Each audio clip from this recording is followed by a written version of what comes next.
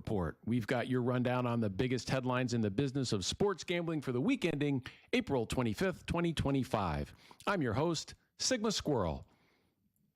For regulators, Kalshi has officially become a problem child, and they are not backing down. This week, the prediction market platform faced a legal pile-on. It has already been hit with cease and desist orders in 6 states, and on Wednesday, a federal judge in Maryland held a teleconference in Kalshi's lawsuit to block the state from enforcing its C&D. While Maryland is temporarily holding off on enforcement, regulators there claim Kalshi is offering illegal sports betting. Meanwhile, New Jersey filed a blistering legal brief opposing Kalshi's attempt to avoid enforcement. Their argument? Even under the Commodity Exchange Act, states still have power to regulate gambling, and New Jersey intends to use it. But Kalshi's not backing off. In fact, it's doing quite the opposite. This week alone, it added NHL moneyline markets to its growing list of sports bets and expanded its NBA and MLB single-game winner markets. And in a bold twist, Robinhood, yes, the stock trading app, has started offering Kalshi's playoff futures for NBA and NHL. Now, if you're wondering whether Kalshi cares what regulators think, this pretty much answers that question. Also looming, legal experts are pointing to the Wire Act. Now, that's a federal law that prohibits interstate sports betting as another tool regulators could use to shut Kalshi down. Whether or not that argument sticks remains to be seen. The Arizona Department of Gaming just issued a volley of cease and desist orders aimed at unlicensed gambling platforms targeting state residents.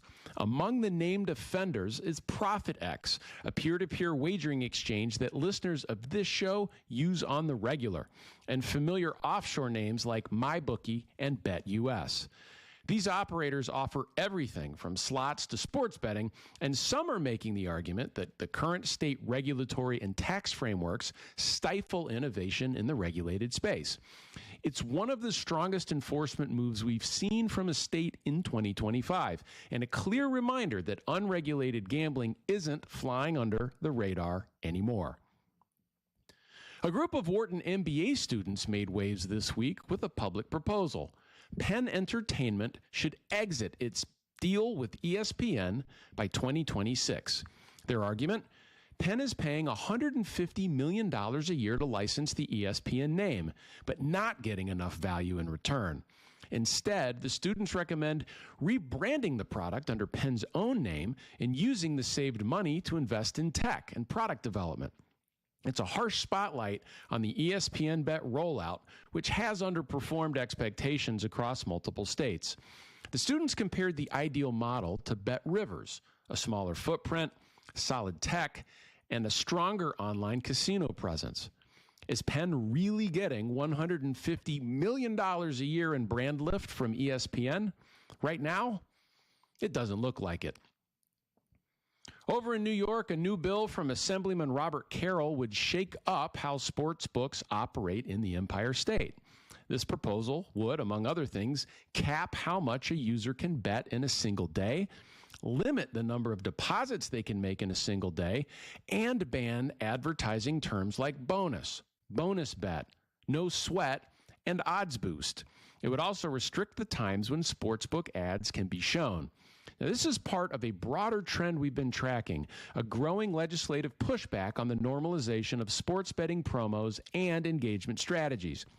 If it passes, expect it to set a precedent for other states.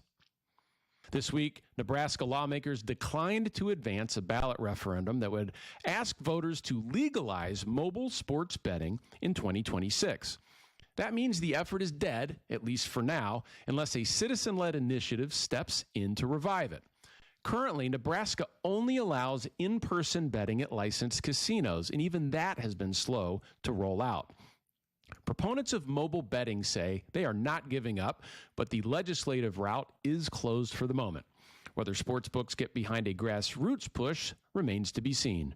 So if you're in Nebraska and want to bet legally online, you're still out of luck. Now, we do this every week here on The Hold Report, fast, sharp, and straight to the point. Hit that subscribe button and never miss a story. After Pope Francis's death on Monday, a wave of bettors rushed to back Nick Castellanos to hit a home run. Yes, because of the meme. If you've been online in the past few years, you know the joke. Every time something serious or tragic happens, Castellanos somehow finds a way to hit a home run or clutch hit to interrupt the broadcast. It all started in 2020 when Reds announcer Tom Brenneman was issuing a public apology, and Castellanos promptly blasted one to left field mid-apology. But on Monday, he didn't go yard.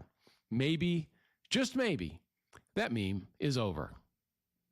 And that's your hold report for the week ending April 25th, 2025. I'm Sigma Squirrel, and you're watching the Sharp Money Network.